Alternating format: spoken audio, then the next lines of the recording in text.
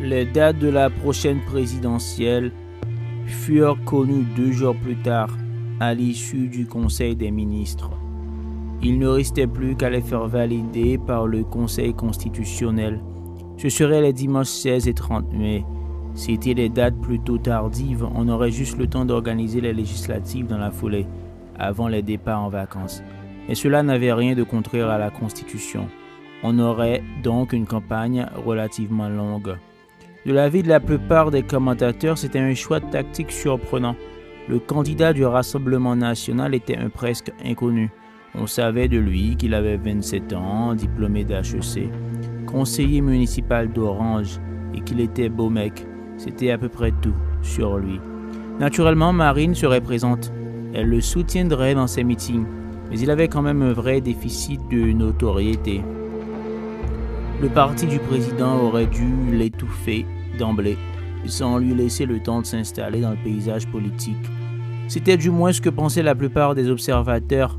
La seule explication à ce choix, mesquine, pas à la hauteur de l'enjeu, mais on n'en voyait pas d'autre, c'est que le président n'avait pas la moindre envie de quitter son poste et qu'il étirerait son quinquennat jusqu'à la dernière limite. Bruno avait un peu râlé, il avait hâte d'en avoir terminé aussitôt que possible. Sarfati, par contre, l'avait bien pris. Il est vrai qu'il était dans un trip sagesse-lenteur. Solène Signal lui avait déniché une chamane péruvienne et tous les matins au réveil, il travaillait sa sagesse-lenteur. Il y passait 2 heures. Ça faisait presque un mois qu'il n'avait pas fait la moindre blague. De toute façon, ce fut le choix du président qui, comme d'habitude, s'imposa à la fin. Paul était présent lors de la première rencontre entre Bruno et Solène Signal. Cela se passait dans le bureau de Bruno. Elle arrivait à midi pile, accompagnée d'un type d'environ 25 ans vêtu d'un costume gris impeccable. Chemise blanche, cravate bordeaux, un cartable de cuir brun usé à la main. Il aurait parfaitement pu lui-même être un fonctionnaire de Bercy. Solène était une femme de 40 ans à peu près, un peu boulotte, maquillée à la hâte, pas très impressionnante au premier abord. Elle était vêtue d'un jean, d'un sweatshirt gris et d'un manteau de fourrure. « Bonjour », dit-elle en s'installant sur le canapé. « On peut avoir du café ?»« Je vais m'en occuper », dit Bruno. « 2 expressos ?» Un grand pot de café noir très fort et des œufs durs. « Vous ne préférez pas des croissants, des viennoiseries ? Un jus d'orange peut-être ? Des œufs durs. » Bruno passa la commande. « Il faut faire quel numéro pour commander ?» demanda Solène Signal. Je dis ça parce qu'on va être amené à revenir pas mal de fois, je pense. Vous faites le 27 pour la cuisine et si vous avez besoin du ménage, le 31. L'assistant nota aussitôt dans un calepin qu'il venait de sortir de son cartable. Enfin, la prochaine fois, on s'installera peut-être dans mon appartement de fonction. Ce sera plus confortable. Ah, vous habitez sur place? C'est bien ça, c'est pratique. Elle hocha la tête avec satisfaction, puis disposa 4 cigarettes électroniques sur la table basse devant elle. Ces cigarettes, comme elle devait le leur expliquer plus tard, s'agrémentaient de 4 parfums différents. Mangue, pomme, menthol et tabac brun. Elles étaient, selon elle, nécessaires à son fonctionnement. Et son fonctionnement, de cela, au moins elle était certaine, était nécessaire au fonctionnement de l'ensemble. Au bout de quelques secondes pendant lesquelles son regard s'était porté sur Paul, elle lâcha avec désinvolture. « Vous êtes l'assistant personnel? Le confident? » Elle avait un peu baissé la voix sur le dernier mot. Paul sourit pour montrer que le terme ne le vexait pas. Il était le confident, en effet. Bon, notre candidat. Elle tourna lentement la tête vers Bruno et l'examina cette fois longuement, pendant plus d'1 minute avant de conclure, d'une voix très basse. Je m'attendais à pire. Puis elle se mordit les lèvres, ça lui avait échappé. Enfin, évidemment, ajouta-t-elle immédiatement. Je vous ai vu comme ministre, mais là, il va falloir changer de braquet. On n'a pas un temps infini devant nous. J'ai une fille là qui bosse avec nous depuis 1 an, Roxane. Je crois que je vais la mettre sur vous. L'assistant nota aussitôt. Roxane. S'il y a un problème, poursuivit-elle, si ça ne colle pas au relationnel, il faut me le dire tout de suite. Elle n'a jamais fait de présidentielle, évidemment, mais elle a déjà eu de grosses élections. Elle réfléchit quelques secondes supplémentaires. Non, décidément, je la sens bien sur le dossier. De toute façon, on va débriefer tous les soirs, dans un premier temps. J'ai un peu réfléchi cette nuit, poursuivit-elle. Paul lui jeta un regard et comprit d'un seul coup ce qui lui paraissait bizarre, chez son assistant et chez elle depuis le début. Leurs traits étaient tirés et leurs gestes curieusement ralentis, avec de temps en temps un mouvement nerveux. Selon toute vraisemblance, ils n'avaient pas dormi de la nuit, ni l'un ni l'autre. On ne va pas vous faire intervenir ensemble, enfin pas beaucoup, et en tout cas pas au début. Les interviews où on se congratule mutuellement, ça fait toujours un peu naze. En fait, ce n'est pas comme ça qu'on va faire. Benjamin va dire du bien de vous, évidemment. Il ne va pas arrêter de rendre hommage à votre action. Et vous aussi, vous direz du bien de lui, mais plus tard, il faut vous mettre au niveau. Ça sera le boulot de Roxane. Je ne pense pas te faire intervenir avant début février. Bruno nota avec un petit sursaut qu'elle était passée au tutoiement, involontairement sans doute. Et à ce moment, il comprit qu'elle était devenue sa chose, son produit, et qu'il était vraiment engagé maintenant dans cette campagne.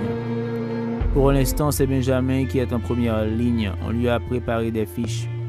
Sur un signe de tête, l'assistant sortit un dossier de son cartable. Bruno le feuilleta un moment avec surprise avant de le passer à Paul.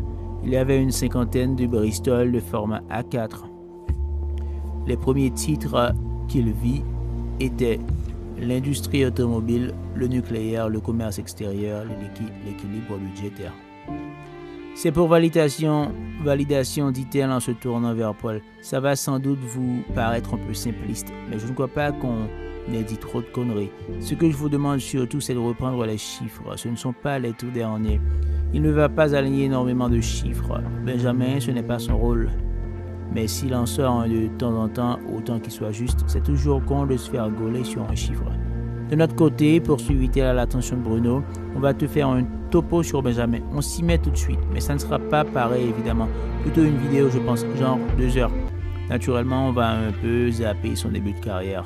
Encore que, tu sais, on a tout checké depuis sa première émission. Ça fait des années qu'on bosse sur lui.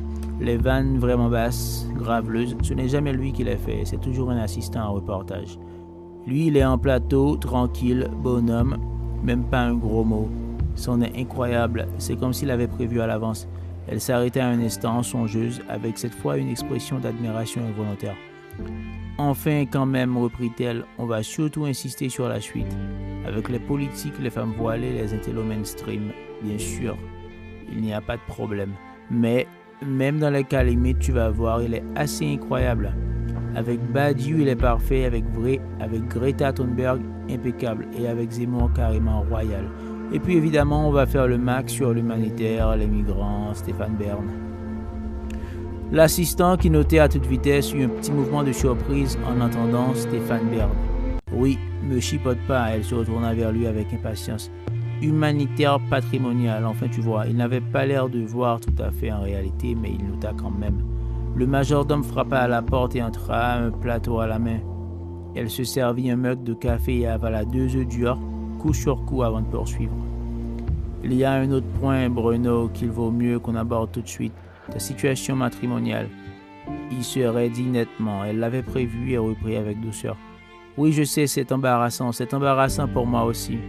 Mais il y a 2 questions qu'il faut que je te pose. C'est mon devoir de te les poser. On fait ça maintenant, une fois pour toutes, et on n'en reparle plus jamais.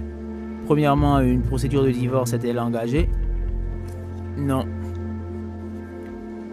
Et est-ce que ta femme a l'intention de le faire ou quelque chose d'autre qui pourrait devenir public avant l'élection?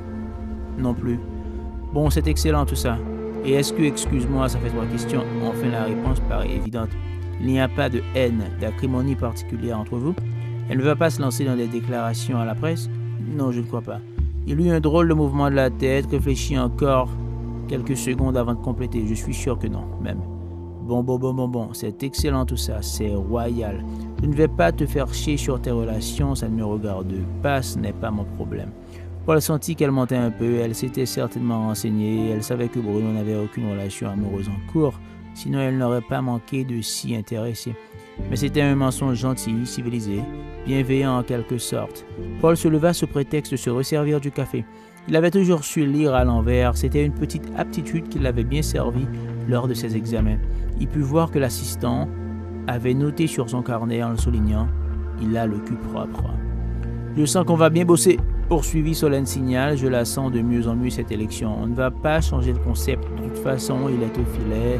Tu es un enfant de cour. C'est comme ça qu'on va la jouer. Mais quand même, on va te faire gagner quelques points en proximité et en empathie. Si je n'arrive pas à te faire gagner des points en proximité et en empathie, c'est vraiment que je suis une nulle. Elle leva gaiement les mains comme pour souligner l'absurdité de l'hypothèse. Elle s'attendait peut-être à ce que son assistant éclate de rire devant cette incongruité. Mais il se contenta d'attendre, son stylo à la main. « Et sinon, tu cuisines ?»« Non. » Bruno réfléchit quelques secondes. « Mais j'aime bien la pizza », ajouta-t-il dans un mouvement de bonne volonté. L'assistant nota aussitôt « pizza » sur son carnet, malgré l'absence d'enthousiasme apparent de Solène. « Et du point de vue origine, tu es d'où ?»« Origine géographique, je veux dire. Paris. »« Paris. Tes deux parents viennent de Paris ?»« Ma mère, oui. » « En fait, mes parents sont morts les deux. Mon père, lui, a grandi dans l'Oise. » L'Oise, c'est pas mal. L'Oise, ça me parle bien. Où ça exactement? Méricourt. Et il te reste une maison, un truc sur place? Eh bien, je n'y avais pas pensé, mais en fait, oui, mon père avait gardé une maison à Méricourt. J'en ai hérité, je pensais la revendre, mais je n'ai pas eu le temps de m'en occuper. Et c'est encore meublé? Tu penses qu'on pourrait faire un shooting sur place?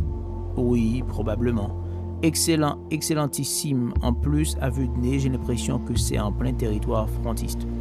L'assistant pianotant sur son portable de la main gauche pendant qu'il continuait à noter à toute vitesse de la droite, confirma quelques secondes plus tard, en effet, à Donf même.